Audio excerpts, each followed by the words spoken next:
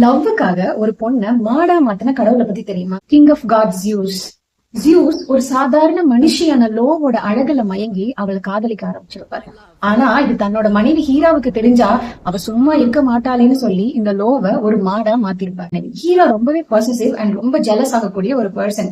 ஜியூஸ்க்கு யார் மேலேயாவது லவ் வந்தது இமீடியட்டா அதை எப்படி கெடுக்கலாம் தான் பாப்பாங்க ஹீரோ. ஜியூஸ் எப்பவுமே ஆசையா கூடவே கூப்பிட்டு சுத்திட்டு இருக்கிற இந்த மாடு கண்டிப்பா அவரோட லவரா தான் இருக்கும் அப்படிங்கறத தெரிஞ்சுக்கிட்ட ஹீரா ரொம்ப பாசமா ஜியூஸ் கிட்ட போய் நான் உன்னோட அன்பான மனைவி தானே, எனக்கு இந்த மாடை கிஃப்டா கொடுன்னு கேட்பான். வேற வழியே இல்லாம ஜியூஸும் கொடுத்துருவாரு. ஆனா ஹீரா மாடோட ஃபார்ம்ல இருக்கிற இந்த லோ அப்படிங்கிற பொண்ண 100 கண்ணு இருக்கிற ஆர்கோஸ் பெனாப்டிஸ் அப்படிங்கிற ஒரு ஜெயண்டோட பாதுகாப்புல வச்சிருப்பா.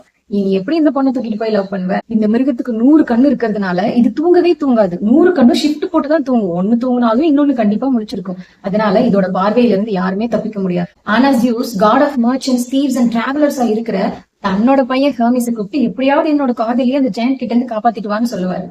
அப்போ ஹெர்மிஸ் ஒரு ஆடு மேய்க்கிறவன் மாதிரி ஒரு கெட்டப்ல போய் மியூசிக் பிளே பண்ணி அந்த ஜெயண்டோட ஒரு கண்ணையா தூங்க வச்சு எல்லா கண்ணும் தூங்குனதும் அந்த ஜெயண்ட கொன்னு லோவை தூக்கிட்டு வந்துருவார். இப்ப ஹீரா ஒரு பெரிய அனுப்பி விடுவாங்க. இந்த கண்டினியூஸா லோவை கொட்டிட்டே இருக்கும். அதோட வலி தாங்காம அந்த ரணத்துல கண்டம் தாண்டி கண்டம் ஓடுவா லோ. ஃபைனலி இந்த மாட்டோட ஃபார்ம்ல இருக்கிற லோ ஈஜிப்ட அடைஞ்சதும் ஜியூஸ் அங்க அப்பேர் ஆகி அவளை ஒரு ஹியூமன் ஃபார்ம்ல பொண்ணா மாத்தி மறுபடியும் கூப்பிட்டு போயிடுவாரு.